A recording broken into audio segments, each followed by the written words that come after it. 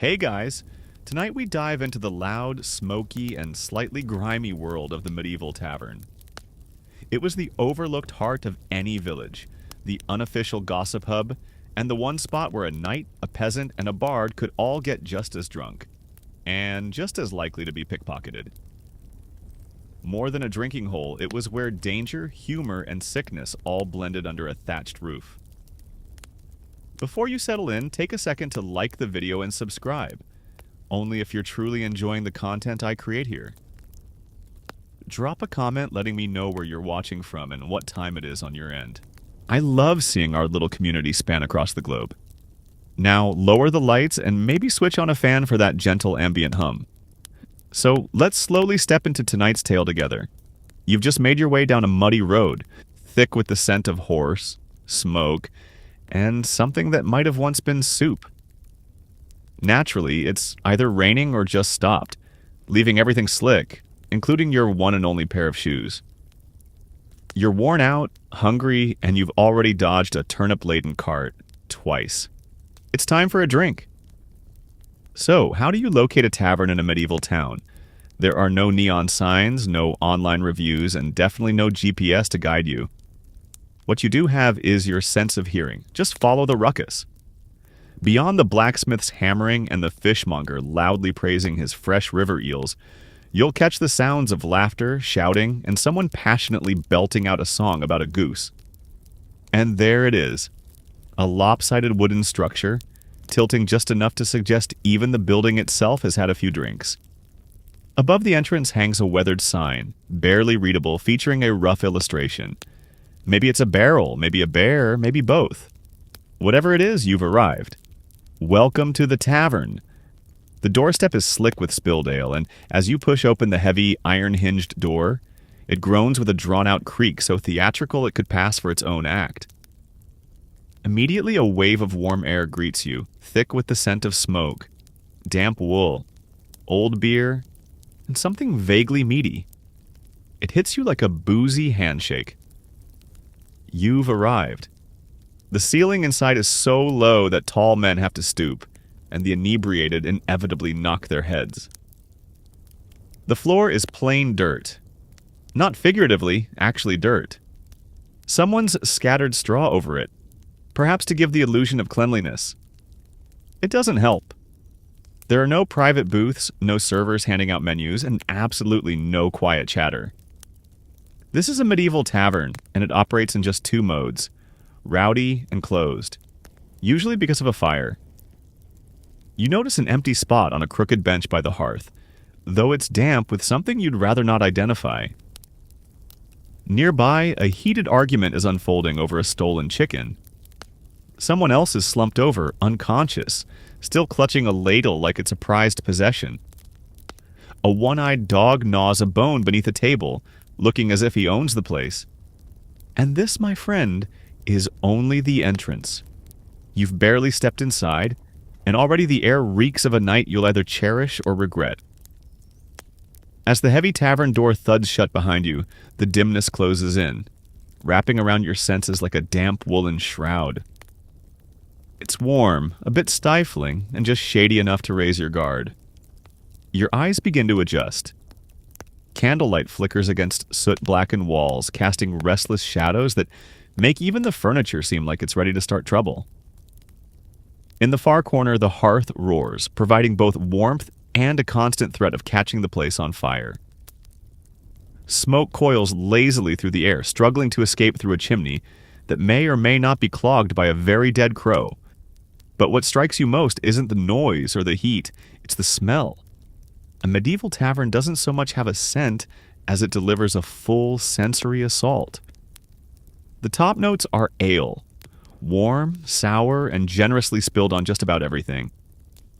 Beneath that lies the unmistakable musk of sweat, layered over the years from humans, horses, and possibly something out of legend. Add in a trace of moldy bread, damp straw, and a faint whiff of boiled onions, and you've got a bouquet no perfumer would dare replicate. The tables bear the marks of time, scratched with initials, crude sketches, and deep knife gouges. They wobble with the stubborn dignity of furniture that's seen too much.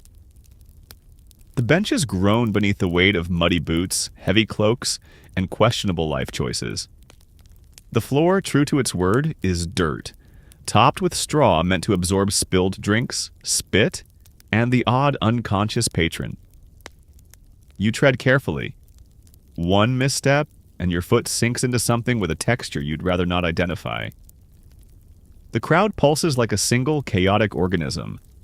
From one corner bursts a wave of loud laughter, while elsewhere, two men bicker furiously over the going rate for a pig. A woman slams her mug onto the table with enough force to send ale flying. No one even bats an eye. At the next table, a man fixes you with the vacant gaze of someone either lost in profound thought or completely baffled by the concept of sitting. Nearby, someone lets out a sneeze, prompting the entire left side of the room to instinctively lean back in synchronized avoidance. And yet, despite the sensory overload battering your modern instincts, there's an odd sense of warmth here. The tavern breathes. It's alive. It's gritty, wild, and utterly unfiltered. The medieval take on a community center minus sanitation and with quadruple the yelling. You claim your seat. It's slightly damp. Possibly cursed, but for now it's yours. At a glance, the tavern's layout resembles furniture hastily tossed around during an earthquake, then left exactly as it landed. There's no floor plan, no bar counter, no snug booths tucked in the back. Just a chaotic sprawl of tables, benches, barrels, and the odd wooden crate doing its best impersonation of a chair. Everything's either awkwardly close or strangely distant, depending on your level of intoxication. The hearth stands as the lone centerpiece, a roaring open fire pressed against one wall, valiantly offering heat, light, and a generous serving of indoor smoke to everyone inside. Around the fire, people huddle like moths with tankards, drawn in by the promise of heat. The lucky few closest to the flames guard their spots jealously. The rest make do, after all, that's what ale is for. The bar, if it deserves the name, is little more than a sturdy plank laid across two barrels, sagging beneath the weight of mugs, pitchers, and the occasional elbow. Behind it, the tavern keeper juggles tasks, pouring drinks, barking commands, and shooting a withering glare at the guy in the corner who still hasn't paid for last Tuesday. Don't bother looking for a menu. You ask what's on offer and prepare for disappointment. The usual reply is either ale or shut up and wait. A narrow staircase, likely original and certainly full of splinters, leads to the upstairs rooms. If you squint, you'll notice a lone boot dangling from one of the railing posts. Whether it's meant as decoration or a subtle warning, no one really knows. Some taverns have a back room. It could be used for storage. It could host shady gambling nights. Or it might be the place where the last fool who insulted the barmaid was quietly escorted, never to return. Best not to question it.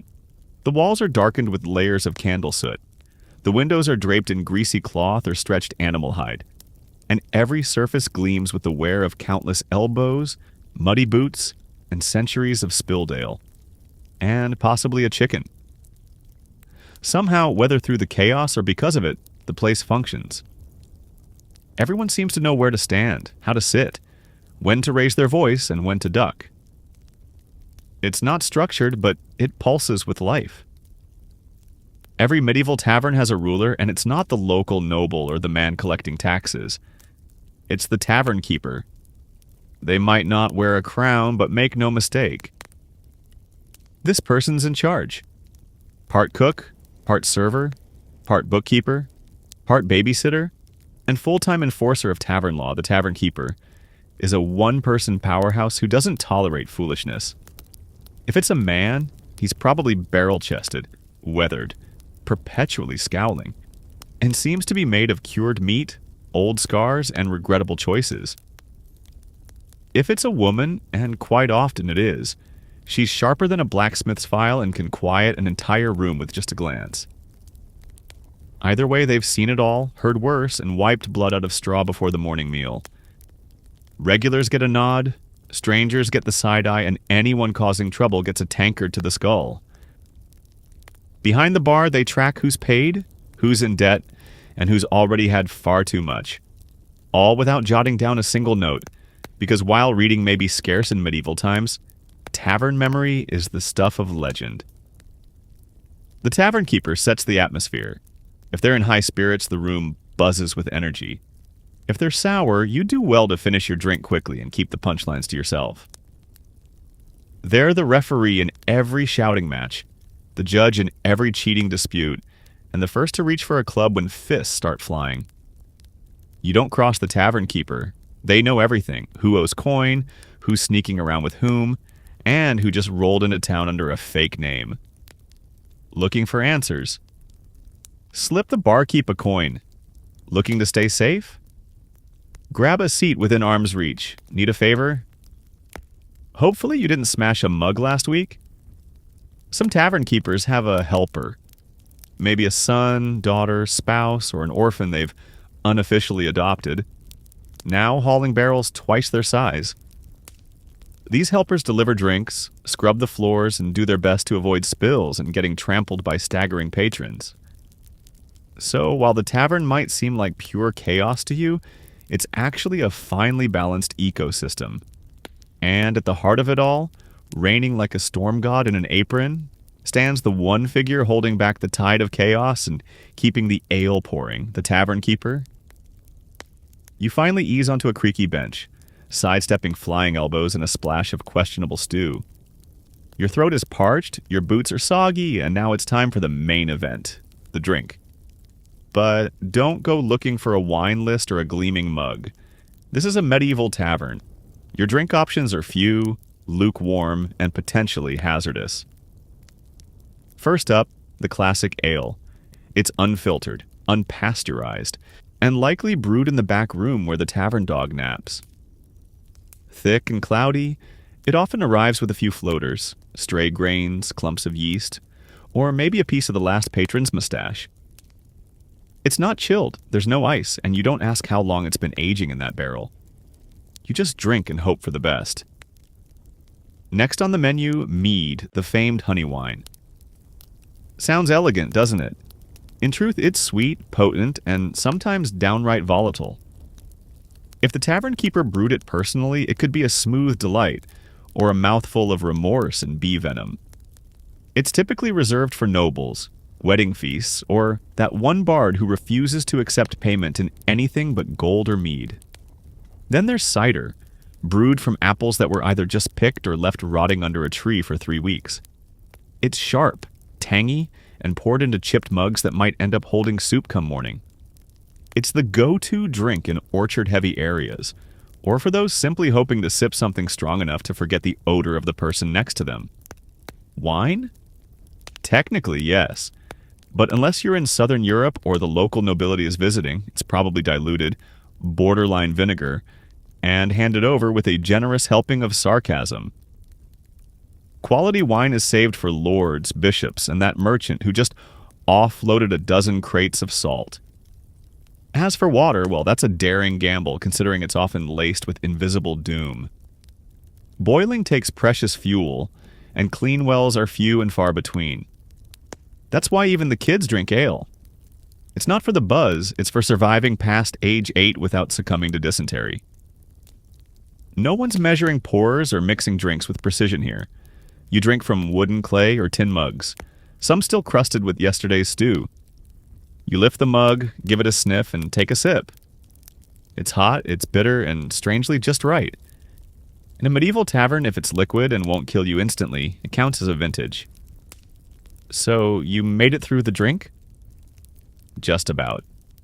Now your stomach rumbles, reminding you it's been empty since sunrise, and the last thing you ate was mostly barley and regret. It's time to eat, but don't get your hopes up. There's no menu, no server, and certainly no one asking about your dietary needs. In a medieval tavern, food isn't something you order. You ask what's still available, then cross your fingers it's warm and only mildly mysterious. The centerpiece of any tavern meal is usually pottage, a hearty stew made from whatever grains, veggies, and dubious meats were on hand that day. It's been simmering in the same pot since Monday. It's now Thursday. New ingredients are tossed in daily. Nothing ever gets taken out. It's less of a dish and more of a medieval time capsule. If there's meat in it, consider yourself lucky. It's likely rabbit, pigeon, or a hapless chicken that strayed too near the hearth. If it's game, it could be tasty, or it could be well beyond its prime and flavored with pure necessity. Your bowl is made of clay or wood. Your spoon is either something you brought or just your fingers. Most folks carry their own knife, so dining is strictly bring your own utensils. And forget napkins. There's only your tunic sleeve or a communal cloth that's witnessed unspeakable things. Bread is available too. It's dense, dark, and sturdy, closer to a weapon than a meal. If it's soft, it must have been baked today. If it's hard, it was probably baked last week. Either way, it goes nicely with cheese that smells like a worn-out boot and may have developed a personality of its own. Sometimes there's salted fish, sometimes pickled eggs. On occasion, a tavern might advertise a special, which is really just a polite way of saying, we had too much of this and needed to get rid of it. Flavor is optional, texture unpredictable.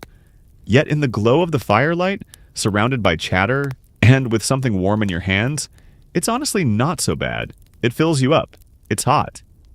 And if you avoid overanalyzing whatever's bobbing in your bowl, it might even feel a little comforting. You didn't come here for gourmet cuisine. You're here to eat like someone who's made it through the day.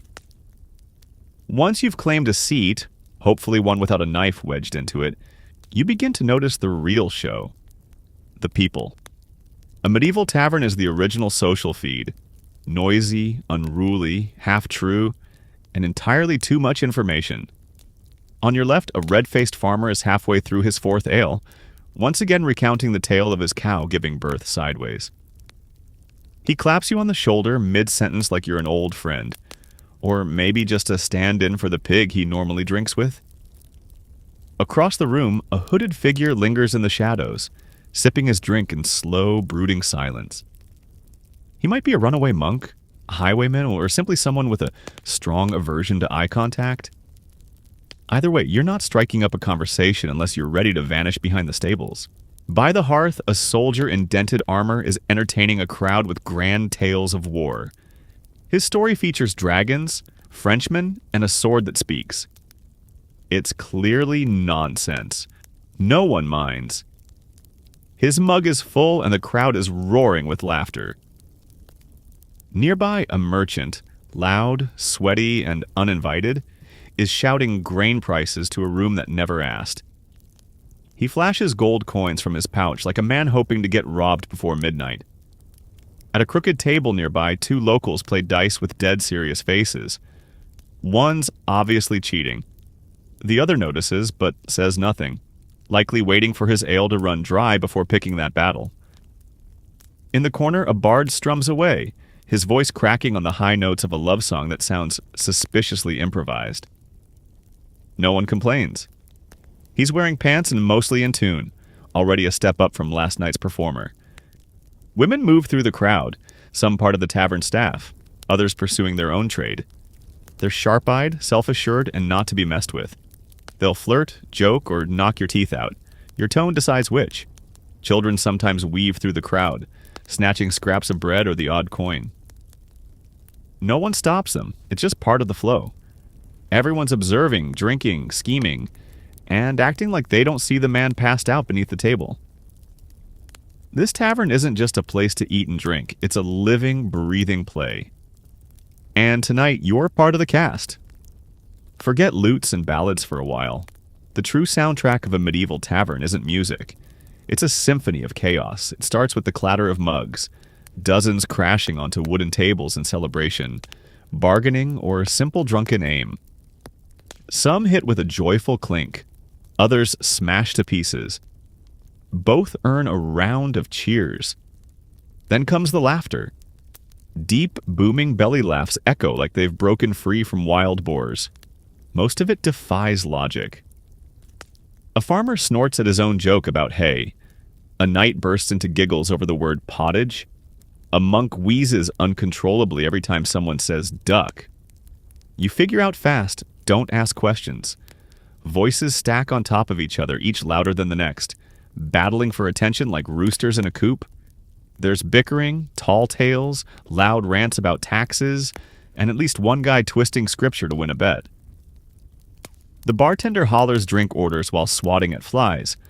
A barmaid yells at a man who got too handsy, and someone keeps shouting, "Another round," like it's a war chant. In the corner, the bard with a half-tuned lute and 3 missing strings strums the same 4 chords on repeat, occasionally launching into songs about lost love, runaway chickens, or noblemen who wore their trousers backwards. No one truly pays attention until he starts singing about someone in the room. Then things turn either wildly entertaining or instantly tense. Someone spills a drink. Someone else lets out a burp that rattles the rafters. Another person tumbles off a bench and keeps talking from the floor like that was the plan all along. In the background, dogs bark. A goat bleats. Why is there a goat? No one knows and no one questions it. Chairs drag across the dirt floor like thunder in a wooden cave. It's not quiet, but somehow it's got a rhythm. Now and then, the noise dies down. Not on purpose, just a sudden pause. It lasts 3 seconds. Then someone lets out a heroic fart, and the symphony picks up right where it left off. This isn't just a background noise, it's the tavern's heartbeat. Unfiltered, wild, and full of life. If you really pay attention, it begins to make sense. A rough sort of harmony rising out of the chaos. And like everything else in the tavern, it only grows louder the longer you remain. As the ale flows freely and the stew finds its place, the tavern begins to shift. It's no longer just a spot for food and drink. It turns into a medieval casino, minus the velvet ropes and with far more shouting. Gambling takes center stage and everyone joins in, from grizzled soldiers to barefoot kids clutching borrowed dice. There's no dealer, no pit boss, no rules, just a splintered wooden table, a few worn copper coins, and the unspoken certainty that someone's about to gamble away their dignity. Dice take the spotlight, carved from bone, wood, or whatever happened to be nearby. They rattle across the tables like distant thunder, each roll met with cheers, curses, and the occasional shout of witchcraft. No one trusts the dice, yet everyone throws them. Then come the cards, used in the more refined corners of town. Thick, hand-painted, frayed at the edges, and almost always short a card or two. The rules change depending on who's doing the explaining. Sometimes the goal is the highest number, other times it's matching symbols, or just improvising entirely. It's like poker, only with more shouting and occasional slaps. Bets range from coins to tankards to livestock. Yes, someone is definitely gambling for a better goat. Someone's wagered their boots, another's put up their freedom for the night. Spoiler, he lost. The regulars are smooth. They shuffle fast, roll slow, and smile just a little too much. Cheating is expected. It's part of the entertainment. A hidden die tucked away, a marked card slipped in, a suspicious cough right as the luckiest player leans forward. Win big, and you'd better buy a round or risk leaving with fewer teeth. Lose badly, and you fake a grin, claim it was all part of the plan, and inch your chair discreetly toward the exit. Side games break out everywhere. Arm wrestling, thumb wars, and the crowd favorite. Who can drink the most without toppling over? The winner gets cheers. The loser gets a night on the floor and a headache that won't quit until the next market day. But even when the rules make no sense and the bets are ridiculous, the energy pulls you in. Because in a medieval tavern, luck isn't just a game. It's a wager on your coins, your ego, and maybe even your trousers. As the night wears on and the room grows thick with warmth and damp laughter, a new kind of show begins. One spun from words, music, and bold, unwavering nonsense. This is Storytime, Medieval Edition. In the corner, a bard clears his throat and gently strums a half-tuned lute, its strings squeaking like worn-out boots. He's short a few teeth, but not an ounce of confidence. With a theatrical sweep of his hand, he dives into a ballad full of heartbreak and heroics. It's a tale about a knight who fell for a mermaid and drowned nobly while reciting poetry. No one buys a word of it. Everyone listens anyway. That's the rule here. Truth is optional, but entertainment is sacred. Around the room, others join in. Not bards, just regular patrons emboldened by ale and eager to share. One man insists he once wrestled a bear and lived to drink about it. Another swears he saw a witch turn a cow into a goat. A third proudly claims he's related to Charlemagne, on his mother's cousin's side. Every story kicks off with, "You won't believe this, but..." And they're right. We don't, but we want to. Tall tales turn into epic ballads. Embarrassments morph into legends. Someone cracks a joke so terrible it loops around to being funny again. Someone else stands up to recite a poem, likely lifted straight from a monk's scroll.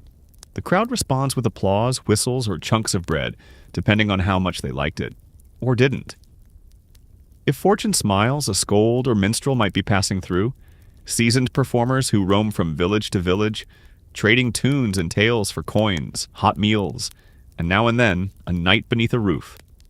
Their songs are refined, their stories sprawling, and their skill at stirring a crowd, borderline reckless. But even they follow the golden rule of tavern tales. Never let the truth get in the way of a good story. In this smoky hall with firelight flickering and mugs clinking, storytelling isn't just for laughs, it's a ritual. It's how bonds are formed, rivalries sparked, and the rare lifelong drinking companion found. By midnight, half the tavern is acting out the tale of the one-legged knight who fended off 6 highwaymen with nothing but a ladle. You laugh, you cheer, and you stop caring that it's all nonsense. Because in a medieval tavern, every liar becomes a legend if the tale hits just right. As the night stretches on and the ale keeps pouring, the air shifts, filled with a kind of drunken courage that anything could happen next. The bard is midway through his 3rd ballad about unfaithful shepherdesses, and suddenly the whole room's feeling romantic. Welcome to medieval flirting, where subtlety packed up and left hours ago. It begins with eye contact, or at least one eye, squinting through a mead-soaked fog. A man with 2 teeth leans across a bench and slurs, "My lady, your beauty burns brighter than the hearth." She responds by whipping a crust of bread at his forehead. The room erupts in cheers. Others make gentler attempts, offering fresh mugs, awkward flattery, or volunteering to carry a bowl of stew to prevent spills. Spoiler, it spills anyway. If you're a woman in the tavern, staff, traveler, or merchant, you're probably well versed in dodging at least 3 amateur poets, 2 flexing arm wrestlers, and 1 fellow attempting to win your heart by balancing a knife on his nose. Sometimes, against all odds, it actually works. Usually it ends with a black eye or a lighter coin pouch. But for those genuinely looking for company, taverns offer more than just clumsy flirting. Courtesans glide through the crowd with practiced grace, instantly spotting who's wealthy, who's charming, and who's going to pass out before reaching the stairs. The deals are quiet, the signals subtle, but the consequences? Loud and messy. Jealous lovers? Absolutely. Nothing ignites a tavern brawl quicker than a lingering stare, a misplaced hand, or a husband catching his wife laughing a bit too much at the bard's joke about bishops. Tables flip. Mugs become missiles. A bench, already cracked, snaps in 2 once more. And yet, amid the shouting and splinters, real sparks somehow manage to fly. A shy baker's daughter and a wandering stonemason share a laugh over a bowl of stew. 2 drunk farmers discover a deep, turnip-fueled kinship. A monk accidentally flirts with a nun. Love, or something wonderfully close to it, finds a way, even in the loudest, messiest corners. Because in a medieval tavern, romance is part charm, part luck, and mostly about avoiding a faceplant into your food mid-sentence. You just might win a heart. You might earn a slab. Either way, you'll remember it, or at least get the full recap over breakfast. It was inevitable. Maybe a drink got spilled. Maybe someone accused someone else of cheating at dice. Maybe 2 folks laid claim to the same bench and neither would budge. Or maybe, just maybe, someone made a comment about someone else's mother. Goat or soup, doesn't matter. Doesn't really matter. Suddenly the tavern erupts. What was once a blur of music and clinking mugs shifts in an instant. a stool soars through the air. A tankard crashes to the floor. Someone shouts, "Hold my bread!" then hurls themselves over a bench with all the finesse of a drunken catapult. No one bats an eye. Most don't even pause their drinking. A bar fight in the Middle Ages isn't unusual. It's practically part of the experience. And though it sounds frightening, it's often more funny than fatal. Fists fly wildly, misses abound. People stumble and crash into someone's meal. Hair gets yanked, beards get grabbed, shirts get ripped. The tavern keeper bellows like a war commander, wielding a ladle in one hand and a club in the other. Sometimes, someone jumps into the fight without any clue why. Just drawn by the chaos, fists flying first. Others place bets, cheer, or slide their mugs just out of reach of flying spills. Weapons are rare. Most people know better. Drawing a blade in a tavern can turn a simple scuffle into a legendary brawl, and no one wants to be banned from the only place serving hot food and warm ale. Eventually, someone hits the floor and stays down. Another stumbles into a wall and figures that's as good a spot as any to sit and reconsider their choices. The fight fizzles out like a dying tavern candle, quietly and without fuss. And here's the odd part. Once it's done, it's done. The fighters are pulled apart, mugs get refilled, someone strikes up a song, and within 10 minutes, everyone's laughing again. Even the guy with the bleeding nose. No grudges, no complaints, just bruises, tall tales, and maybe a new nickname like One-Eyed Arnold or Benchbreaker Bill. Because in a medieval tavern, a good fight is simply part of a good night. Messy, absurd, and strangely uniting. And if nobody ends up too badly hurt, it's just another act in the night's entertainment. So, the brawl's done. The bard has passed out mid-ballad, and your stomach is full of mystery stew and slightly fermented cider. It's time to sleep, or at least attempt to, but don't expect a feather bed and lavender-scented linens. This is a medieval tavern, not a spa.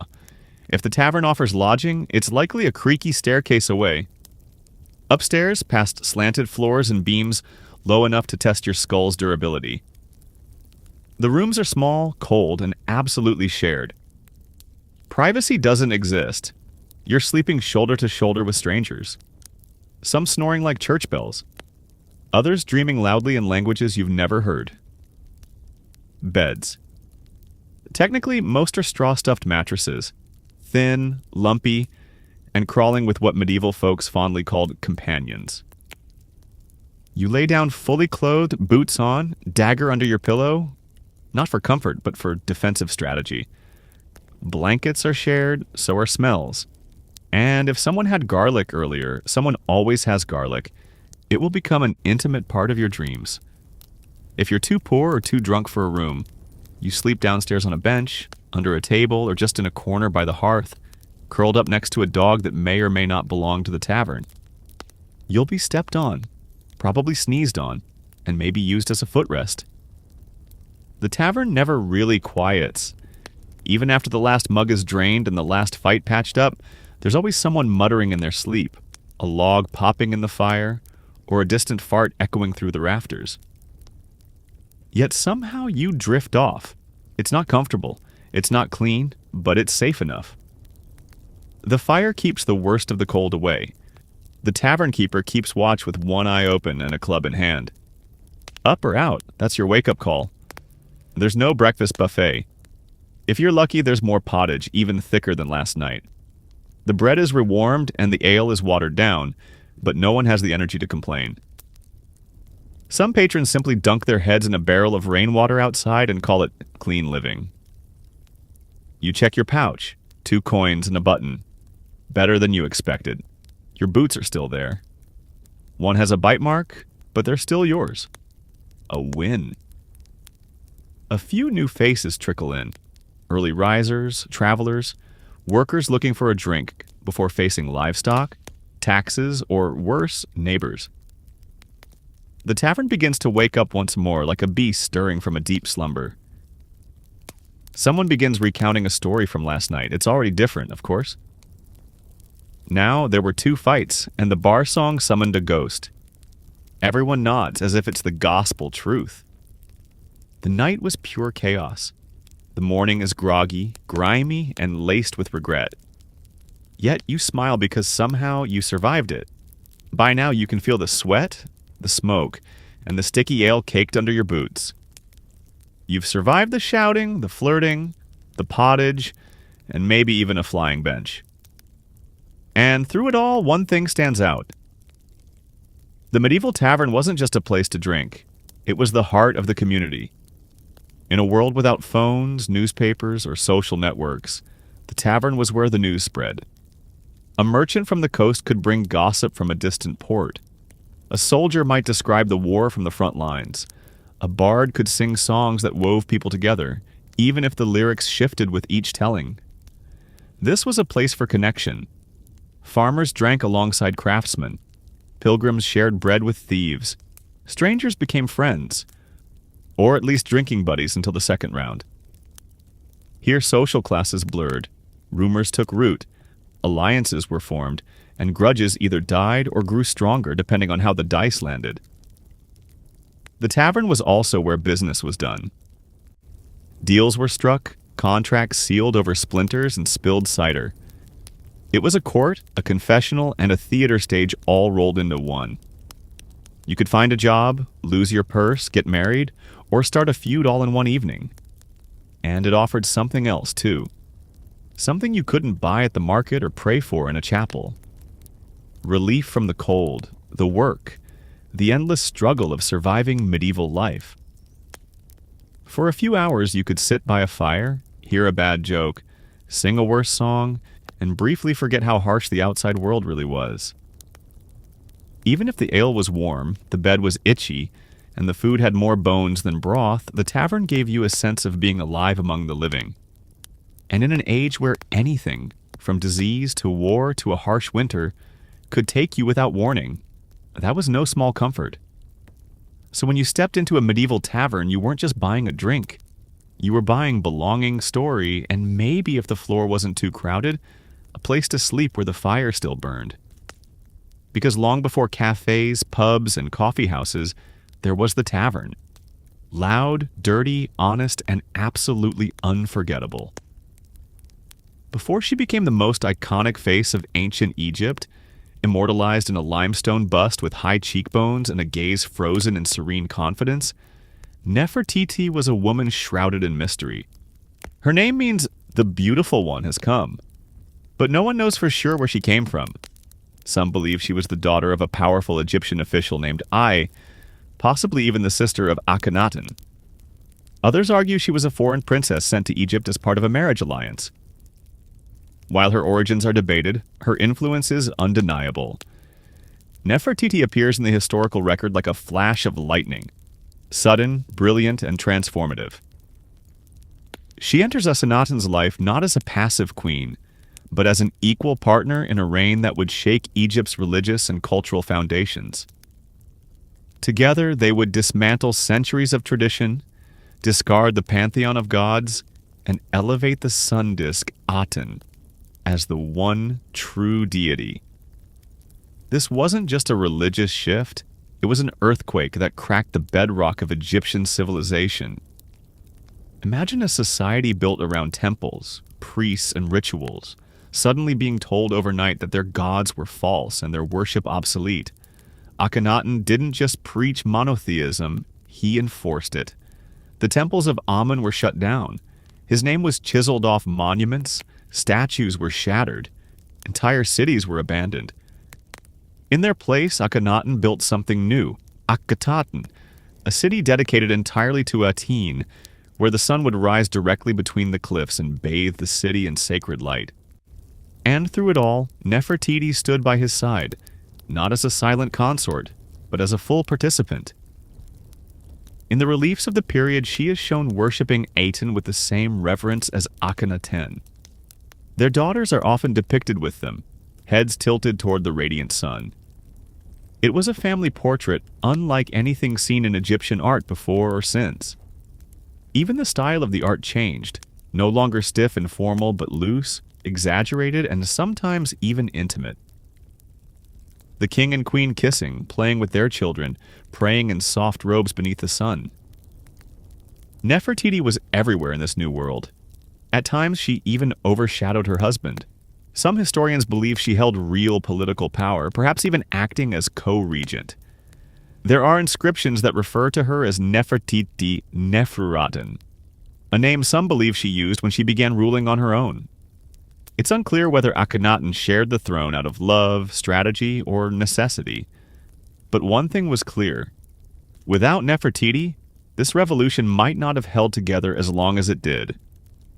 But revolutions are fragile. The gods don't take kindly to being replaced, and the people were quietly watching, waiting for the old order to return. By the height of her influence, Nefertiti had become more than just a queen. She had become an icon, not only of beauty, but of divine femininity and royal power. Egypt had seen great queens before, like Ahmose Nefertari and Hatshepsut. But Nefertiti's presence felt different. She wasn't ruling from the shadows or seizing power through war.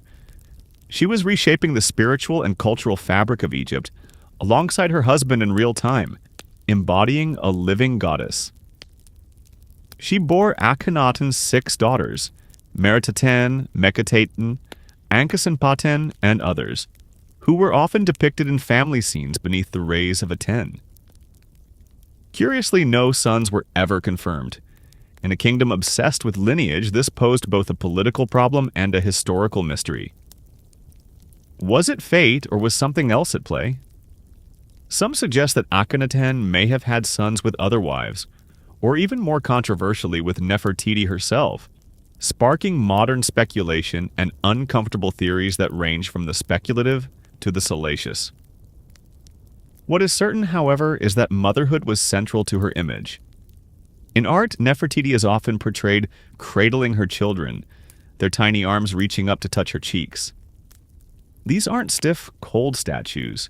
These are living moments carved in stone, intimate, emotional, radiant. In an age where pharaohs were often distant gods, Nefertiti's portrayal as a nurturing mother softened the divine, making it human. Yet there was another side to her iconography, one far more powerful. In multiple depictions, Nefertiti wears the blue crown, usually reserved for male rulers. She is depicted striking down enemies, driving chariots, and making offerings, all without Akhenaten by her side. These actions were not merely symbolic. This was a queen carrying out the sacred responsibilities of a king. It implies a subtle yet profound reality. Nefertiti might have been readying herself for something beyond just partnership. She might have been getting ready to rule. Historical whispers hint that as Akhenaten's health began to deteriorate, possibly due to genetic issues or stress, Nefertiti assumed greater governing duties. However, this is where the historical record becomes unclear. In the last years of Akhenaten's rule, she disappears from the public view. There was no fanfare, no funeral inscriptions, and no confirmed burial. Did she die young? Did she lose her power? Or was she on the verge of becoming something even greater than a queen? Something that history tried and failed to erase. One day, Nefertiti was everywhere, carved into walls, celebrated in hymns, and ruling alongside a groundbreaking pharaoh. Then, like a fleeting breath in the desert wind, she disappeared. No Egyptian queen had ever been so prominent. Yet, around the 12th year of Akhenaten's 17-year reign, the records fall eerily silent. Her name vanishes from the inscriptions. Her image fades from the artwork. No tomb, no announcement of her death, no mourning scenes. For a woman so integral to Egypt's cultural revolution, her disappearance is more than just odd. It's a void in history. So, what happened to her? One theory proposes the simplest explanation. She died. Childbirth was dangerous even for royalty. Nefertiti's second daughter, Meketaten, also vanishes from the records around this time, possibly pointing to a double tragedy. A mother and daughter lost in the same shadowed moment. But if that were the case, why was there no grand funeral, no tribute, no temple?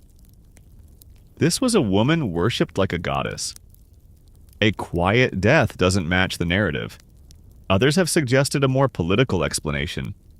Perhaps Nefertiti fell out of favor. Maybe the balance shifted within the royal court.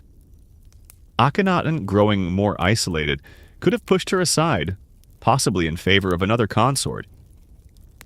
Some suggest that a co-ruler named Smenkhare, an enigmatic figure who appears briefly in the historical record, may have taken her place. Was this a male heir, a half-brother, or could Smenkhare have been Nefertiti herself, adopting a new name? That's the most intriguing theory, that Nefertiti didn't vanish at all. She transformed. Evidence points to someone named Neferuaten, ruling during the final years of Akhenaten's reign. This figure used feminine grammar in inscriptions and even referred to Akhenaten as her beloved husband. Could this have been Nefertiti, crowned as pharaoh in her own right? If so, she would have joined the most exclusive ranks in Egyptian history. A female king, like Hatshepsut before her. But even this theory fades into the sands of time. Neferuaten's reign ends suddenly. And then a more familiar name appears. Tutankhaten, later Tutankhamun, a child king who would undo his parents' reforms and bring back the old gods.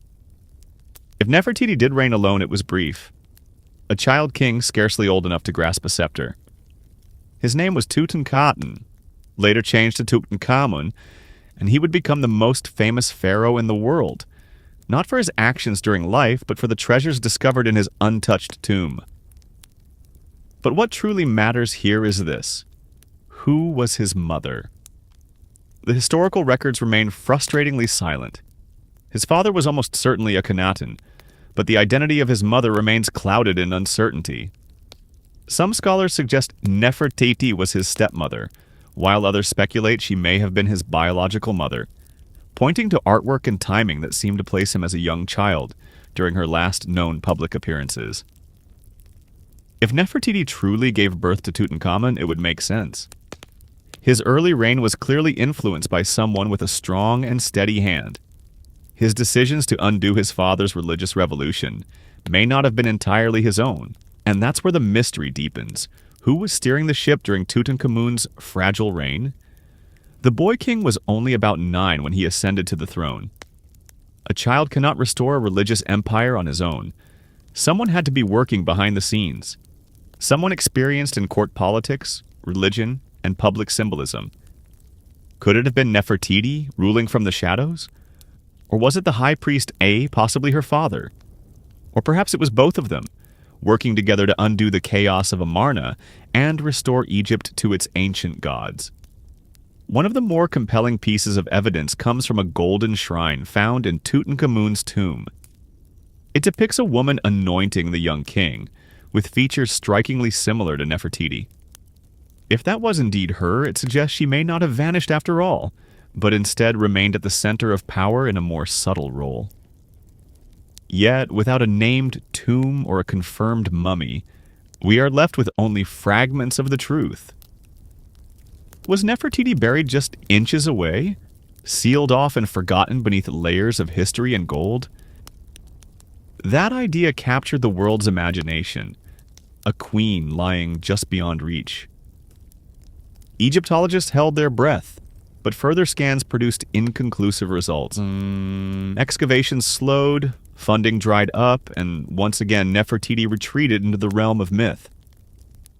Yet her absence is deafening. We have her images, dozens, perhaps hundreds, her likeness immortalized in stone and pigment.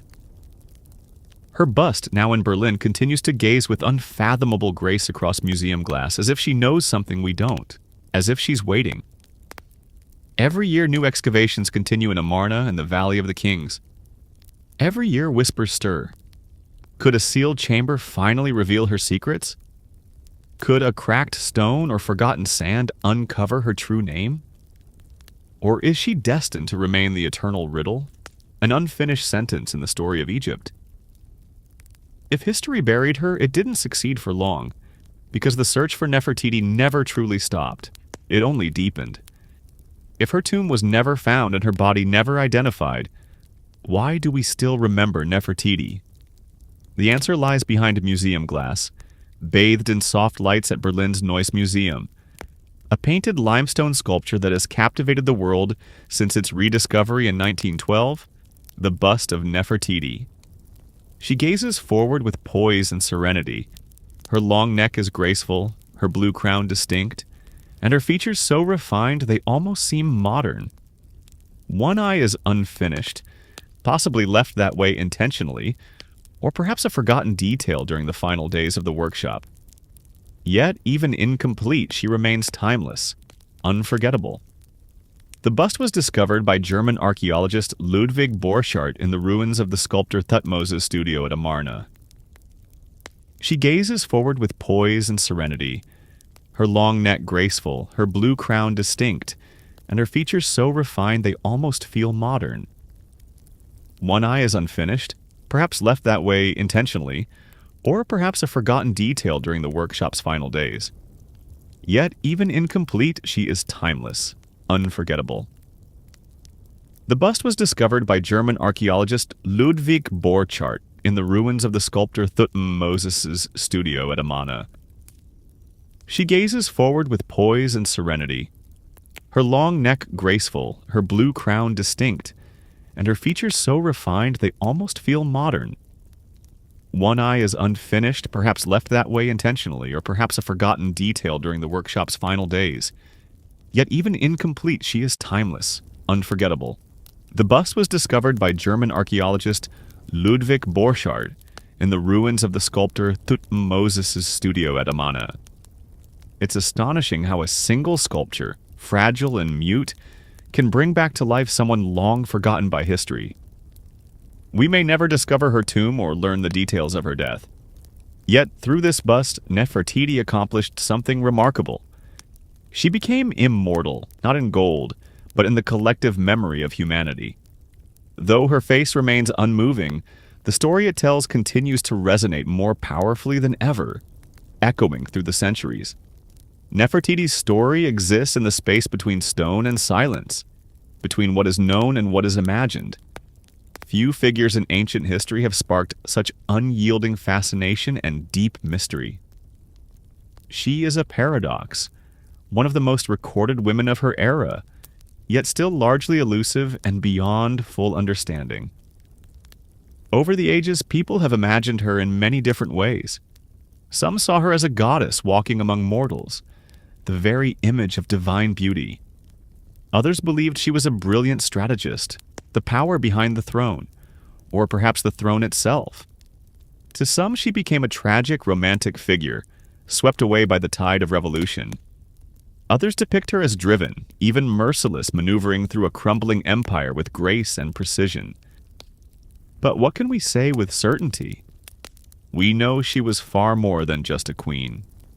Her iconography stands equal to that of kings. Her role in sacred rituals, royal events, and even battle scenes shows a woman not merely near power, but commanding it. In a male-dominated world, she forged her place, not by defiance, but through presence, grace, and a masterful grasp of her era's visual and spiritual language. She stood at the heart of one of history's most daring religious transformations. Though Akhenaten may have conceived the monotheistic worship of the sun, it was Nefertiti who gave it form. She became the living image of a divine ideal, the link between the Aten above and the people below. She didn't merely serve the gods, she embodied them. And after she vanished from history, her legacy was almost wiped away. The rejection of Akhenaten's rule dragged her name into obscurity. Her statues were shattered. Her inscriptions were chiseled out, her place in history deliberately hidden. And yet, 3,000 years later, we still speak her name in hushed tones. Why? Because myth endures where truth fades. Because when a woman becomes both symbol and mystery, she enters a realm untouched by time. Because sometimes it's the questions that linger louder than the answers.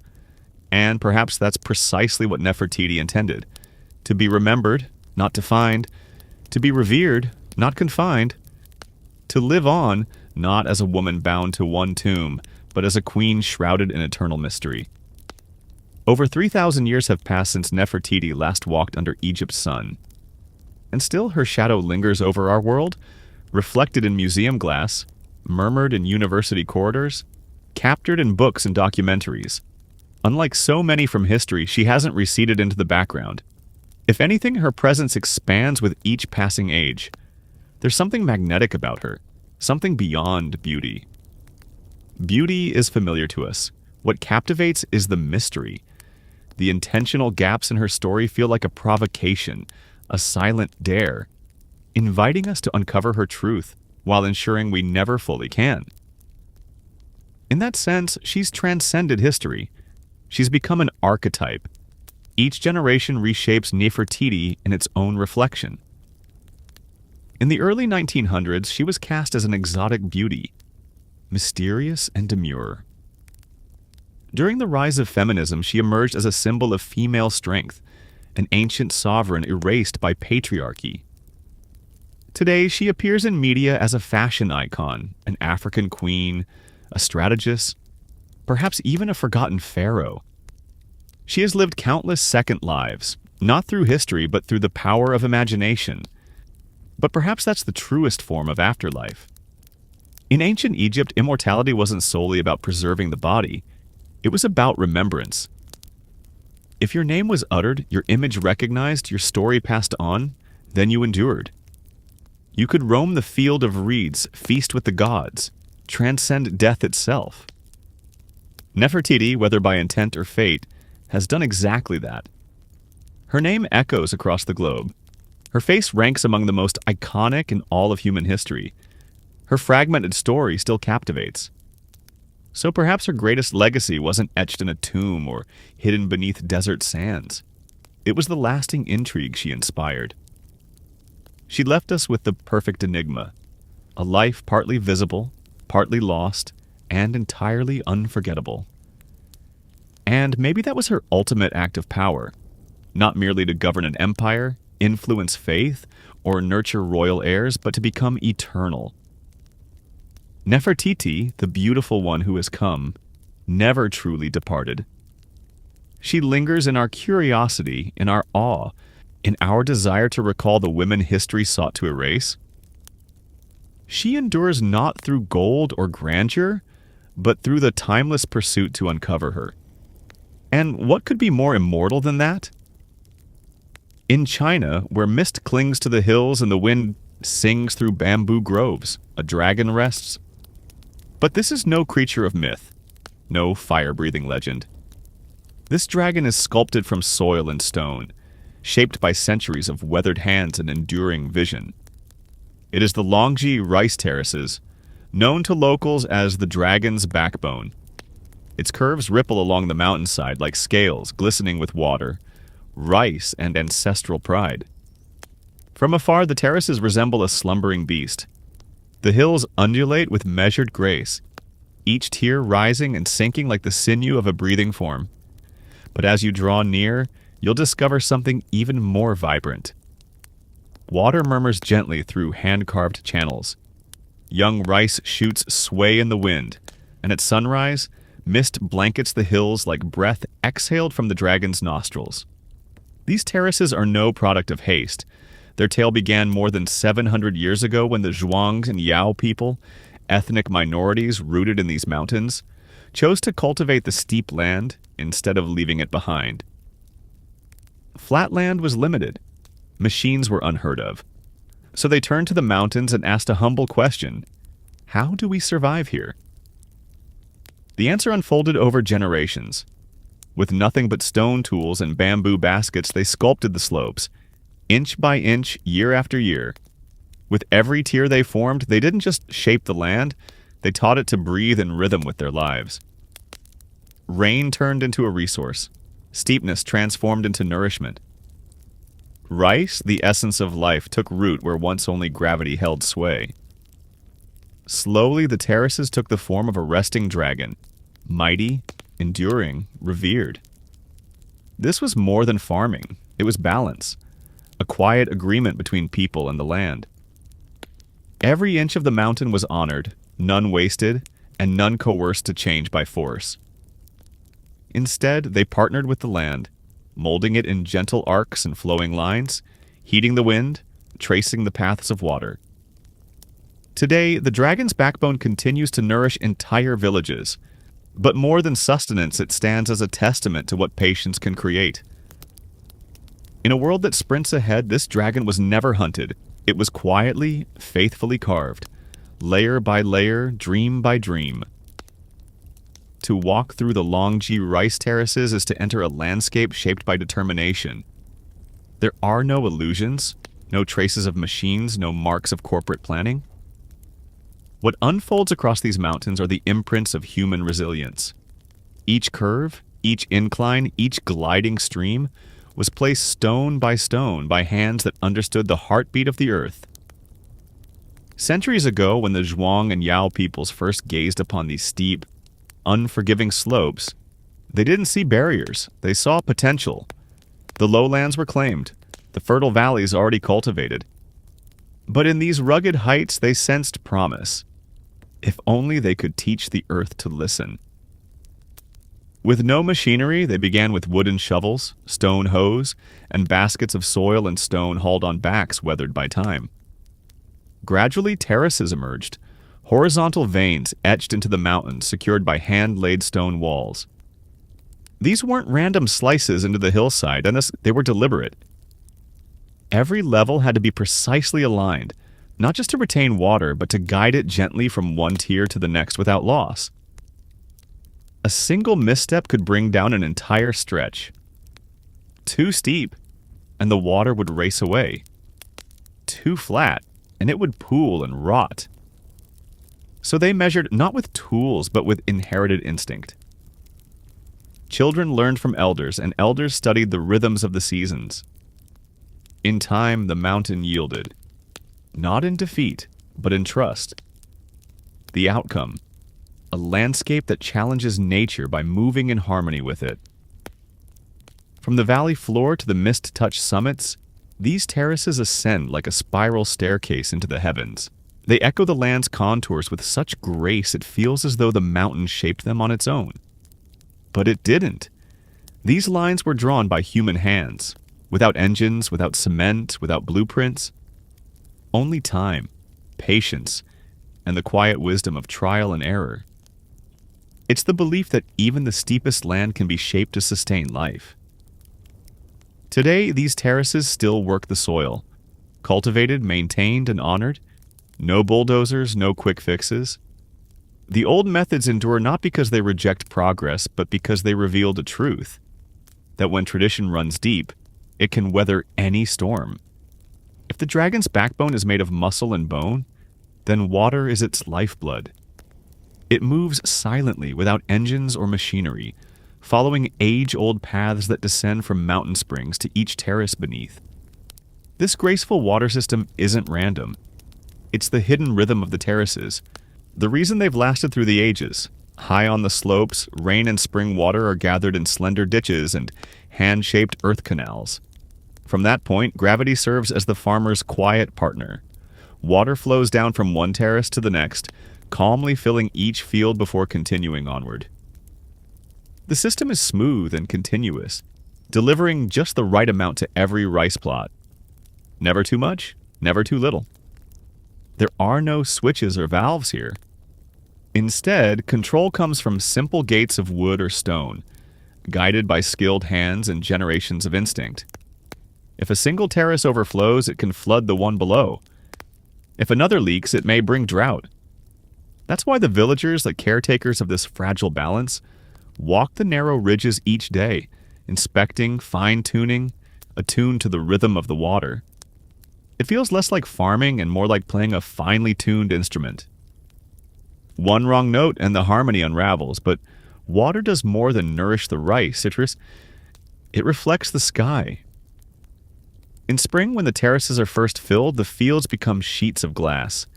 They capture the clouds, the sunlight, even the stars on clear nights.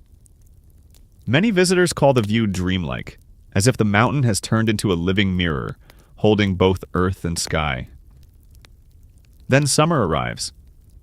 As summer deepens, water gives way to waves of green. Reflections vanish, replaced by motion. Rice stalks dancing in the breeze like a sea of emerald. In autumn, golden grain glows above glistening water, and in winter, when the fields fall silent, frost and snow take the water's place. The dragon rests, but its channels endure. Quiet veins waiting for spring to awaken them. Time flows differently here, and one of us not in hours, but in moisture. In the first drip of thawing mountain ice. In the chorus of returning frogs. In the scent of damp earth. While the modern world ticks by in seconds, the people of Longji still count time in seasons and droplets. And so, the dragon endures, not in flames or flight, but in the gentle pulse of water, moving through a living masterpiece carved from stone and soil. Spring in the Longji Mountains arrives not with flowers, but with flowing water. As snow softens on the high peaks, streams descend, awakening the terraces below. The glassy fields stand ready. The dragon stirs, and the villagers begin the timeless ritual that connects them to all who came before, planting the first seed. There's no loud beginning, only silent purpose. At dawn, farmers of all ages rise with the mist. Barefoot, they move along the slender ridges, straw hats shading their eyes, baskets resting on their backs. The air hangs heavy with the smell of wet earth and mountain breeze. Just days after flooding, the fields now gleam like smooth jade. This is not work for machines. It never was. Each rice seedling, raised in nursery beds, is carefully transplanted by hand, one at a time, row by row. Stepping into the cold water, workers press the delicate shoots into the mud with patient, steady fingers. It's a rhythm that borders on sacred. Bend the back, reach the arm, place the seedling, again and again, all day long, sometimes for weeks. Children trail behind, splashing through the shallow water, imitating their elders. Their lessons don't come from books, but from being in the water. Sensing the weight of the mud, judging distance by sight. Here, knowledge is passed down through experience, not words. Planting is more than work. It's a ritual. Offerings are given to the mountain spirits, and songs rise with each step. In certain villages, the elders cast the first handful of seedlings as a blessing. Each field planted is a quiet vow, to the land, to the ancestors, to generations still to come. The work moves at its own pace. No one hurries the dragon. No one challenges the mountain. Instead, the act of planting unfolds like a meditation, a slow, deliberate dance between people and nature, guided by patience and intention. As days go by, slender green shoots emerge from the flooded fields like soft whispers. From this point on, the terraces will flourish, not only with rice, but with hope. Every seed holds a silent prayer. Every row stands as a gentle rebellion against hunger and haste. And so the cycle begins anew, not with fanfare or flame, but with hands sunk in mud and hearts lifted to the sky. The dragon has awakened. The mountain exhales and the future takes root, one seed at a time. Dotted along the ridgelines and tucked into the bends of the terraces lie the heartbeats of the dragon's spine. Villages like Pingan, Dai, and Jingen. These aren't merely places to live. They are living museums of tradition, where every home, footpath, and wooden balcony holds fast to the mountain like a memory unwilling to vanish. The homes are crafted from timber, raised on stilts to shield against heavy rains in the steep terrain. Their dark sloped roofs echo the curves of the terraces below. Seen from above, they resemble wooden lanterns drifting on green waves. Inside, life is modest, cozy, and rooted in community. Multiple generations live under one roof, and meals are prepared over crackling wood fires. The scent of rice wine and bamboo smoke lingers in the mountain breeze. The villagers belong to ethnic minorities, the Zhuang and the Red Yao, each with distinct languages, traditions, and tales. The Yao women are instantly recognizable, their long black hair, never cut since childhood, artfully wrapped into graceful shapes atop their heads. Some let their hair cascade like silk waterfalls as they bathe in the river, a vision so graceful it feels almost mythical. Though modern life edges its way up the mountain paths, tradition remains deeply rooted. Clothes are still hand-woven and dyed in deep indigo. Wooden looms hum softly in quiet homes, and during village festivals, music rises from reed pipes and bronze drums, echoing stories older than memory. Weddings are still marked by ritual dances, and the harvest is still greeted with song. Here, hospitality isn't a gesture, and it's instinct. Visitors are welcomed with tea steeped from local leaves, rice wine served in carved gourds, and tales from elders who recall the mountain long before electricity ever reached it. They tell stories of dragons hidden in the mist, of ancestors who shaped the hills, of spirits watching over the fields. And though tourists now arrive from far and wide, the village rhythm remains steady and intact. The rice still grows. The rituals still honor each season. Like the people themselves, the terraces persist. Not by rejecting change, but by taking it in slowly, mindfully, like water flowing down one step at a time. Here, within the dragon's winding form, life doesn't hurry. It flows, it echoes, it remembers. Walking the terraces of Longji is like stepping through layers of legend. These hills aren't just made of earth and rock. They are alive with stories, murmured through bamboo and carried on the breeze. To the villagers, these mountains are far more than land. They are sacred presences, shaped by the divine, watched over by spirits, and filled with tales handed down through the ages. The most enduring legend tells of a slumbering dragon whose body winds along the mountain ridges. Its spine arches in great coils, the very terraces themselves. Locals say the mountain's curves aren't crafted by hands, but are the dragon's scales, lifting and falling with each breath. When mist drifts up from the valley and wraps the fields in white, it's said the dragon stirs, exhaling softly in its sleep. Another tale speaks of the terraces as gifts of divine grace. During a time of famine, the ancestors climbed the mountains and pleaded with the heavens. Touched by their faith, the gods sent rain and taught them to shape the hills into steps where rice could flourish.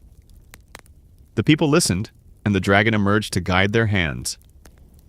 Since then, the people have treated the mountain with deep reverence, never shouting in the fields, never felling trees without offering a prayer. These beliefs aren't recorded in books.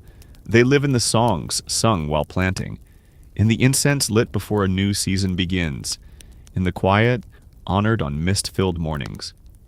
Children grow up with these stories, not as myths, but as truths woven into the land itself. To mock the dragon is to endanger the harvest. To dishonor the spirits is to welcome flood or drought. Even the waters hold guardians. Some farmers still offer gifts before letting the spring water flow into the terraces for the first time each year. A splash of rice wine, a whispered prayer carried on the wind.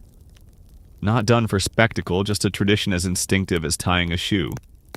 And whether or not you believe in dragons, there's something sacred in the air. Maybe it's the hush. Maybe it's the drifting clouds.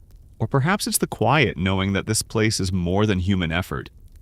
It's a story still unfolding, not written in ink, but in stone, in water, and in rice. For centuries, the dragon's backbone remained a quiet secret, hidden deep in the mountains, known only to those who lived among its ridges. But no place, however sacred, stays untouched forever. The road arrived, then the power lines. Tourists came, cameras in hand, climbing the same paths as the farmers. And the terraces, ancient, worn, and enduring, were suddenly faced with a question they had never needed to ask before. How do you survive in a modern world? At first there was fear. Many worried the mountain would be carved up and sold, that concrete would replace timber, that heritage would turn into display. But the people of Longji did more than endure. They adapted. Not by letting go of the past, but by threading the present gently into it, one thoughtful strand at a time. Villagers started welcoming guests into their homes, not as hotels, but as family stays. Travelers share meals of sticky rice steamed in bamboo and wild greens gathered at dawn. They sleep in stilted wooden houses where roosters still signal the morning. The experience isn't staged or polished. It's lived, sincere, and true. And the farming goes on. With every season, locals still flood the terraces, still plant each seedling by hand, still reap the harvest with sickles polished by years of use. Children study during the day but join their families in the fields by evening. Tourism brings income, but rice sustains life.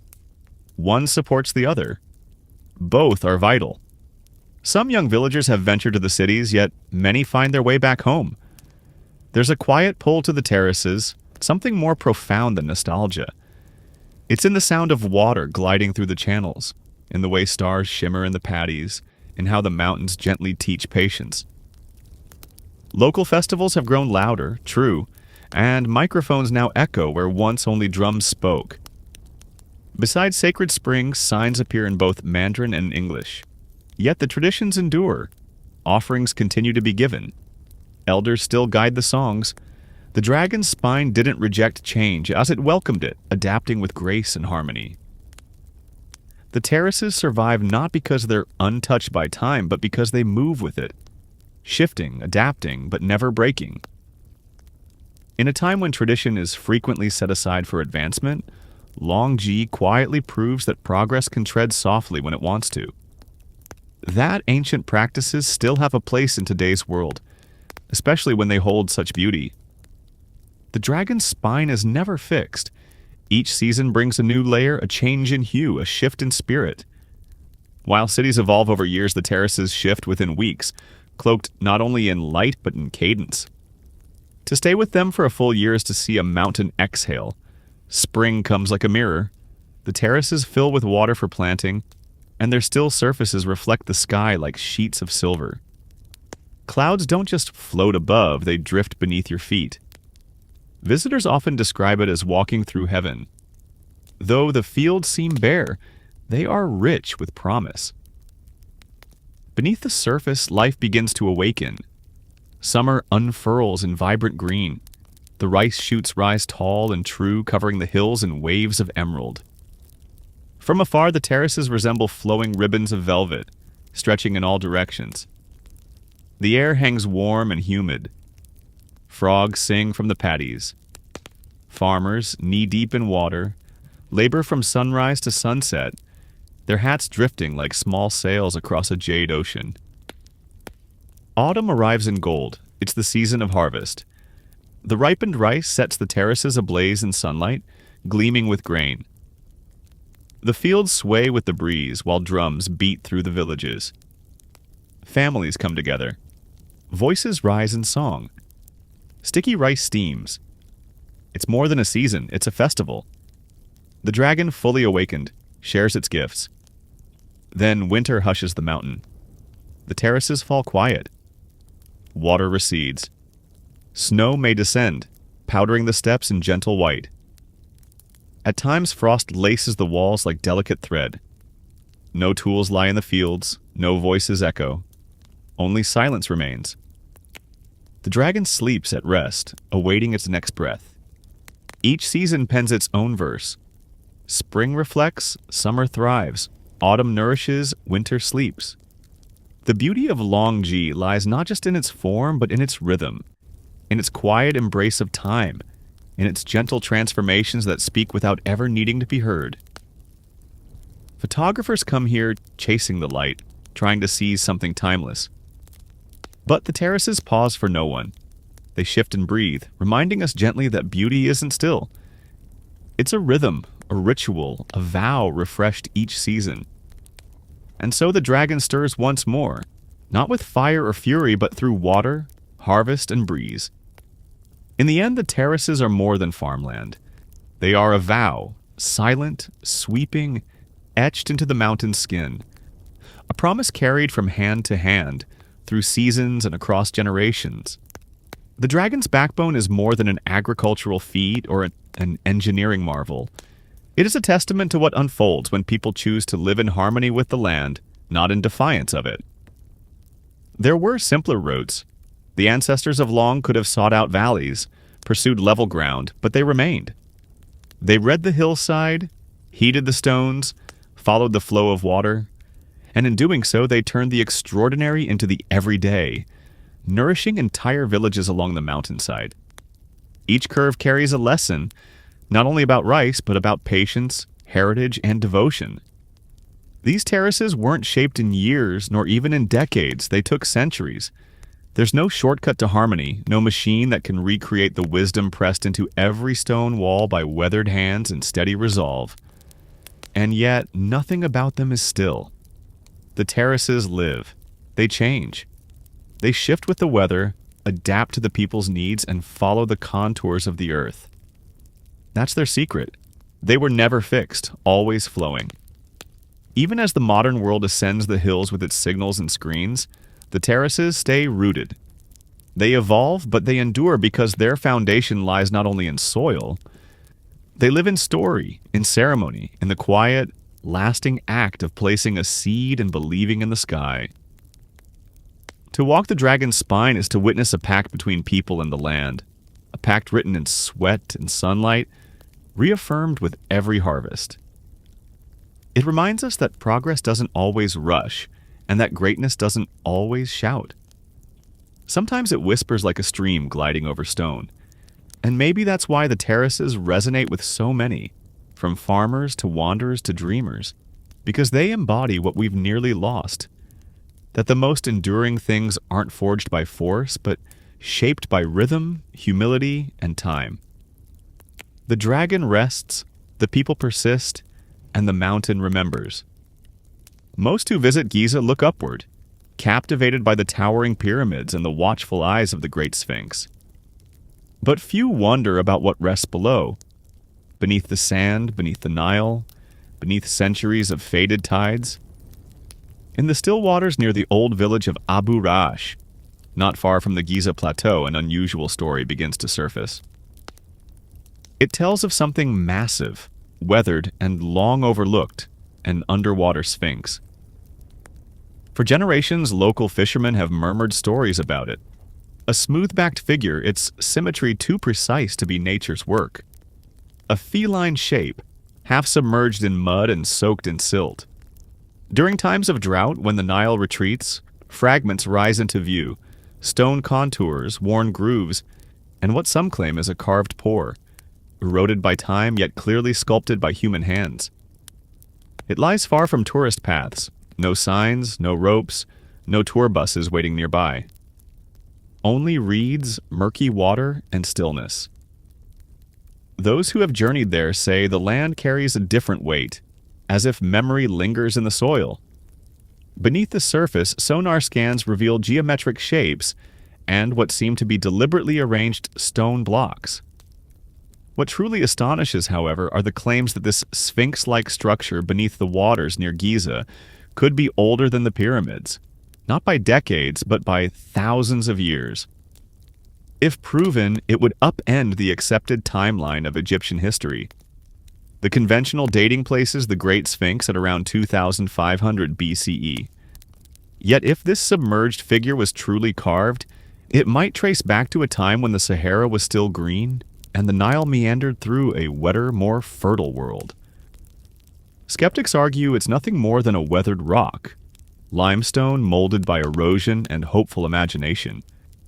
But the grooves, the contours, the apparent alignment with celestial bodies, they raise more questions than they resolve. The site remains untouched by excavation, largely overlooked by mainstream archaeologists. Maybe it's nothing. Or maybe it's everything, a remnant not just of Egypt's history, but of a civilization swallowed by flood and time. For now, the so-called underwater sphinx rests in silence, not asleep but waiting.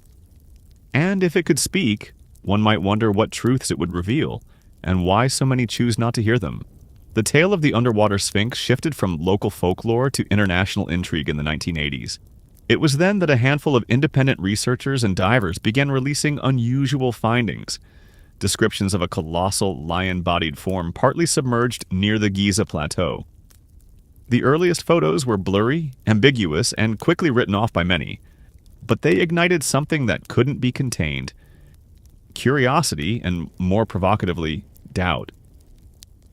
One of the earliest and most outspoken believers was an amateur Egyptologist who claimed to have glimpsed a weathered monument beneath layers of silt and flood deposits during a rare drought. To him, the figure wasn't a lone rock or a quirk of erosion. It was intentional, sculpted, and ancient. It showed geometry, limbs, symmetry, even the faint outline of a carved face. Unsurprisingly, such claims disrupted the accepted narrative. Egyptology as a field is built on order and fixed chronology. Most scholars attribute the construction of the Giza pyramids and the Great Sphinx to around 2500 BCE, during the reign of Pharaoh Khafre.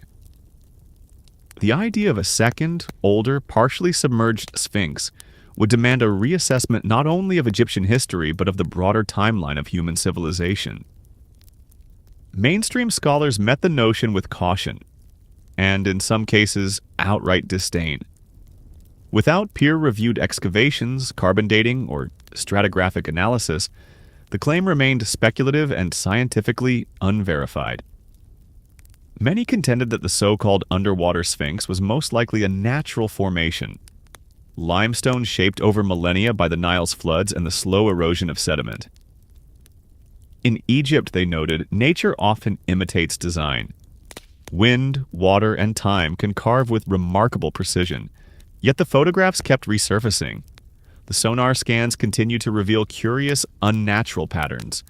Too polished, too flawless, too conveniently inviting. Then the theorists emerged. Writers, directors, and unconventional historians began weaving narratives around the enigma. They proposed that the Sphinx was a remnant of an ancient, long-lost civilization, possibly Atlantean or pre-dynastic Egyptian culture, wiped out by a cataclysmic flood that swept across the Sahara. They highlighted signs of water erosion on the original Sphinx, speculated about forgotten technologies, and suggested that the secrets buried beneath the Nile might predate all known history. The debate intensified, yet the Earth stayed undisturbed. No sanctioned excavation took place. No museum stepped forward, and the Sphinx, if it truly is one, stayed rooted in place, hidden beneath layers of silt, suspended between legend and earth. The notion that something near Giza could be older than the pyramids isn't merely intriguing. It's transformative. If the submerged Sphinx is more than just erosion or chance alignment, then Egypt's origins didn't start with the 4th dynasty. They stretch further back, into a time lost to prehistory, when the Sahara was a lush savanna and the Nile flowed broader, more untamed and erratic.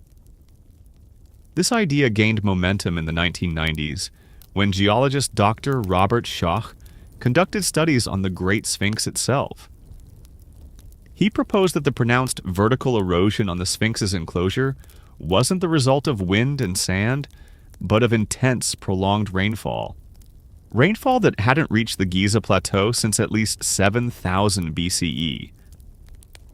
This pushed the potential origin of the Sphinx back by millennia. Long before the earliest pharaohs etched their names into stone, if water sculpted the original Sphinx, could it also have concealed an even older counterpart? The so-called underwater Sphinx rests in a lower area close to ancient floodplains. Satellite images and ground-penetrating radar have revealed potential foundations, rectangular patterns, and intentional contours, all hidden beneath layers of silt and floodwater.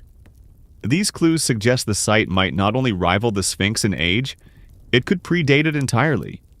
It might belong to an era before anything in Egypt was recorded in hieroglyphs.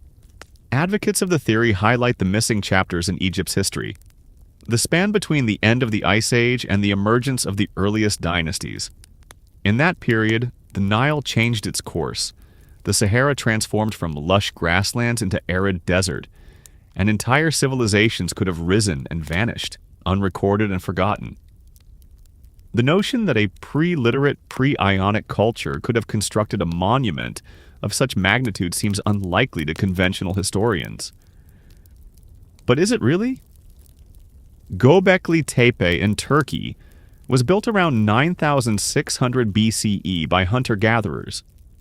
It contains massive, megalithic pillars adorned with carved animals, predating Stonehenge by several millennia. Could Egypt be hiding a similar mystery? A lost culture that shaped the land in stone, long before their stories were ever written on papyrus.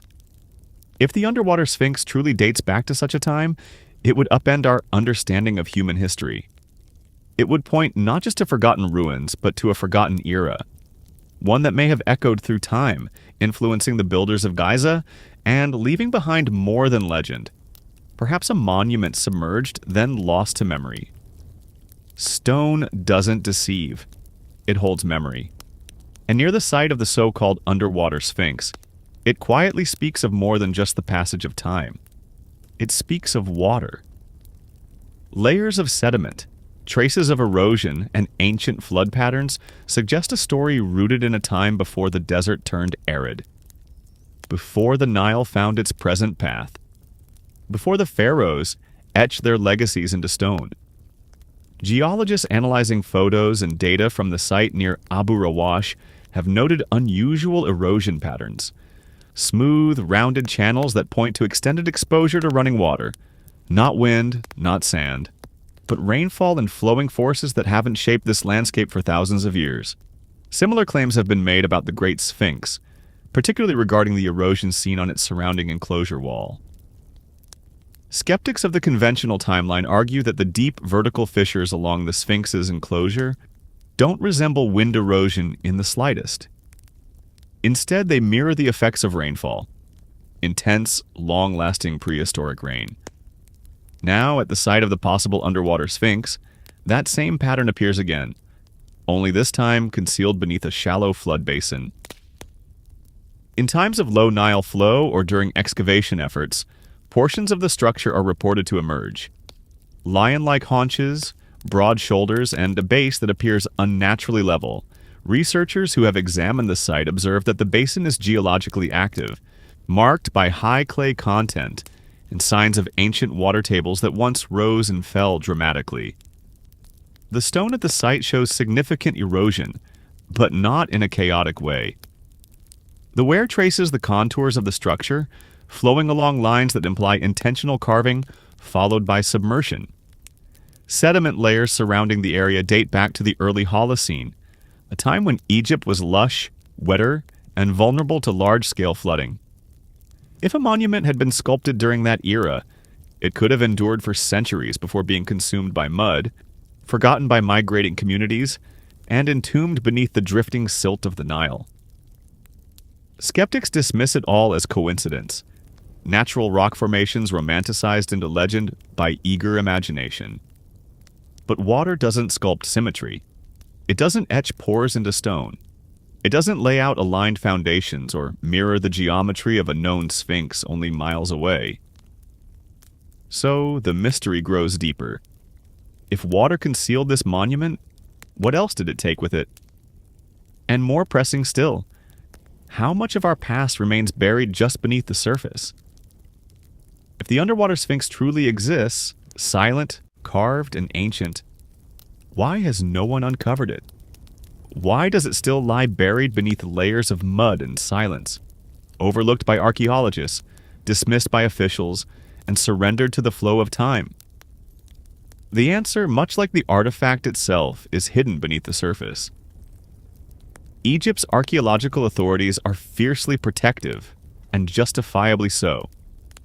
The country defends its ancient legacy with firm protocols, tightly controlled excavation laws, and a strong reliance on scholarly consensus. Why does it remain buried beneath layers of mud and silence, overlooked by archaeologists, bypassed by authorities, and surrendered to the currents? The answer, like the monument itself, lies hidden below. Egypt's archaeological institutions are cautious, and with good reason. The country protects its ancient legacy through firm regulations, tightly enforced excavation laws, and a steadfast commitment to academic agreement.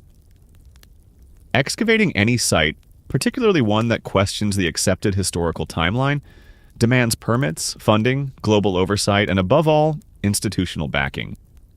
And that backing often hinges on an unspoken rule. Do not attempt to rewrite Egypt's history without overwhelming, indisputable proof. And therein lies the challenge. The so-called underwater Sphinx has never been the focus of an officially sanctioned excavation. Independent researchers, foreign scholars, and alternative theorists have explored the site, but without formal support, their discoveries remain anecdotal, provocative, yet inconclusive. Then there's the complicating factor of the Nile itself. The Nile is far from stationary. It floods, retreats, and alters its path over time. The location where the alleged monument lies is prone to flooding, often underwater for much of the year. Excavating it would mean draining the site, redirecting water flow, safeguarding surrounding ecosystems, and addressing potential structural damage caused by centuries of accumulated sediment pressure. That process alone could take years, even decades. Beyond that, political considerations come into play. A discovery of this scale, if confirmed, would shake more than just academic chronologies. It could challenge entrenched narratives, unsettle national pride, and spark a media storm Egypt might be reluctant to face. The Ministry of Antiquities tends to highlight findings that celebrate Egypt's greatness, rather than ones that question its core history.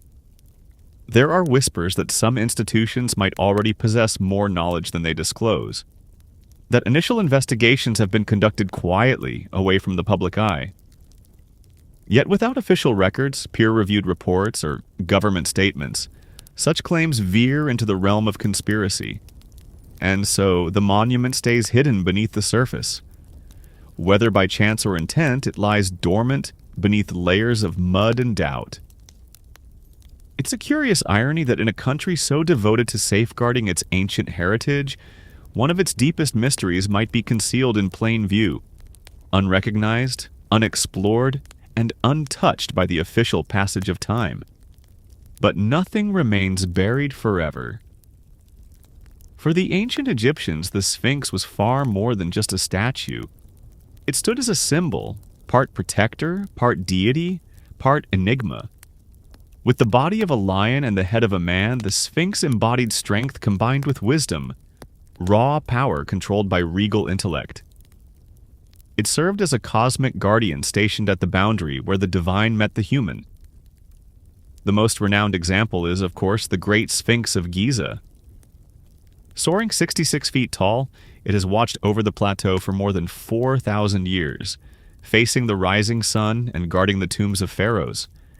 The exact origin remains a topic of debate. Some claim it was constructed by Khafra, while others suggest it could be much older, its features reshaped over time. But what would it signify if a second Sphinx, concealed, water-damaged, and potentially ancient, were found just miles away? It would alter everything. No existing records mention twin sphinxes at Giza, and ancient writings are mute on the matter. In later Greco-Roman tradition, there are references to guardians placed in harmony, flanking sacred areas. Symmetry holds great significance in Egyptian architecture. Temples frequently feature twin statues, twin obelisks, and twin avenues of lions. So why not twin sphinxes? Some scholars suggest that the alleged underwater sphinx might not be a mere replica, but the original, an early prototype from the pre-dynastic period, later recreated on a grander scale. If this is true, it implies that the concept of the Sphinx originated not with dynastic builders, but from a lost culture whose myths were passed down, embraced, and enhanced. And if the monument predates written records, it may not be constrained by the pharaoh's ideology. Its purpose could have been astronomical, ritualistic, or even commemorative, perhaps marking a significant event, a flood, or a forgotten deity. The lion shape is deliberate. In ancient Egypt, lions symbolized the horizon, the gateway of dawn and dusk. A sphinx facing east eternally watches the sun's rebirth. To carve one was to immortalize that sacred act in stone. Now, envision one carved before the pyramids, aligned, guarding, waiting. It would not only rewrite history, it would reshape Egypt's mythos, not as the cradle of civilization, but as the final whisper of something even more ancient. The idea that this symbol may lie dormant beneath the water seems all the more appropriate for a guardian of forgotten worlds. As the rumors of the underwater Sphinx spread farther across the globe, a subtle divide has emerged, one that goes deeper than mere sediment or stone. On one side stands traditional Egyptology, cautious, structured, and grounded in academic consensus. On the other, a rising community of independent researchers, alternative historians, and curious minds who believe something extraordinary is being overlooked. Mainstream scholars insist on evidence, peer-reviewed studies, stratigraphy, inscriptions, and radiocarbon dating. Their concerns are valid. Egypt is home to many natural rock formations that resemble human or animal shapes, and misidentifying them can lead to misinformation. Archaeology, after all, must tread carefully. The past is delicate and cannot be reconstructed once shattered by careless hands or media sensationalism. Yet, to some, caution has turned into complacency. Independent investigators, many trained scientists or engineers from outside the field, argue that the underwater Sphinx and similar anomalies warrant further exploration. They point to high-resolution satellite images revealing unnatural symmetry, LiDAR scans detecting rectangular foundations beneath layers of mud, and erosion patterns that appear shaped not by chaos, but by intent. They also question the political motivations behind the silence. Tourism revenue flows through well-established monuments, and a new Sphinx, especially one that challenges the accepted timeline, could disrupt Egypt's narrative and authority. The fear they suggest is not of a fraud, but of rewriting everything. Books, documentaries, podcasts, and conferences now regularly feature the underwater Sphinx. It has become a symbol of hidden history, serving as both a rallying cry and a cautionary tale. Supporters call for open excavation, while detractors caution against pseudoscience. The truth, as always, lies somewhere in the middle, buried beneath voices as dense as the Nile's silt. The divide isn't merely academic, it's emotional. It touches on how we engage with the past. Do we trust only what has been confirmed, or do we pursue the clues just out of reach? The underwater Sphinx forces that question to the surface. It's not just a rock or a relic, it's a litmus test for how curious we're permitted to be. And as long as it remains hidden, both sides will continue to debate over a monument that says nothing, yet might change everything. There's something haunting about a mystery hidden in plain sight, especially when it bears the face of a lion and gazes up from the mud in ancient silence. The so-called underwater Sphinx near Giza may or may not be real, but its allure is undeniable. It stirs something within us, a yearning not just to discover, but to remember. Because deep down, the story of a forgotten monument connects to something older than archaeology: the human sense of loss. We've always lived alongside ruins. Cities crumble, languages fade, and civilizations vanish beneath waves, sand, and ash. We look to the past not just for answers, but for identity. Who were we? How far back do our stories reach? And what have we forgotten in our haste toward progress? If the underwater Sphinx is real, if it was carved by hands before recorded history, it becomes more than a relic. It becomes a voice from a chapter we didn't know existed, a marker from an age when people may have understood the stars differently, honored the earth more intimately, or held a mythology we can only imagine. Some believe it belongs to an advanced prehistoric culture lost to a global catastrophe, a theory often dismissed as fringe. But whether or not that's true, the emotional gravity remains. To imagine a monument carved long before the pyramids, submerged by rising waters and then erased, is to confront how fragile civilization truly is. And perhaps that's why the story endures. It reminds us that time is not linear, that empires are temporary, and that even stone can vanish if the river flows long enough. But more importantly, it reminds us that discovery is not over. The earth still holds secrets not written in textbooks. In an era defined by instant answers and global data, the underwater Sphinx is a rare thing, an unanswered question, a possibility, a mystery not yet solved by drones or algorithms. And whether it turns out to be natural rock or a forgotten monument, it already holds value because it makes us wonder. Wonder if the past is deeper than we thought. Wonder if myth carries memory. Wonder what lies just beneath the surface, waiting for someone to listen. The underwater Sphinx of Giza, whether carved or accidental, confirmed or dismissed, remains where it has always been, beneath the surface, beneath the mud, the water, the weight of time. It has no plaque, no name, no spotlight. And yet, it speaks softly in the absence of answers. For every monument we've unearthed in Egypt, there are others still buried, still waiting. Some are too fragile to uncover, others are lost to the shifting Nile, drowned beneath layers of silt and secrecy. And a few, like this one, sit in plain view, ignored. Not because they lack importance, but because they ask questions we're not yet ready to answer. Maybe that's what makes the underwater Sphinx so powerful. Not its size, not its age, but its silence.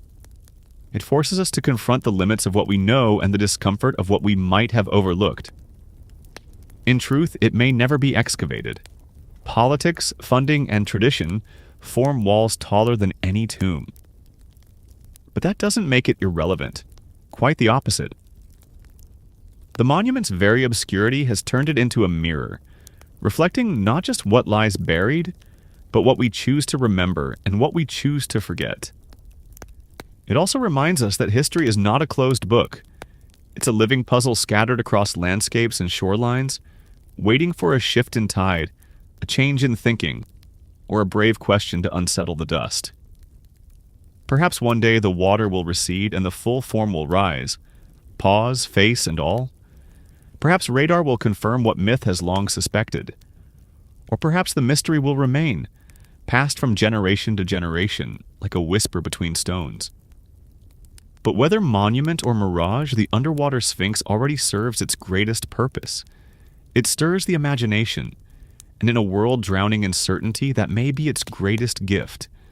Because maybe the most ancient things aren't just buried in sand or time.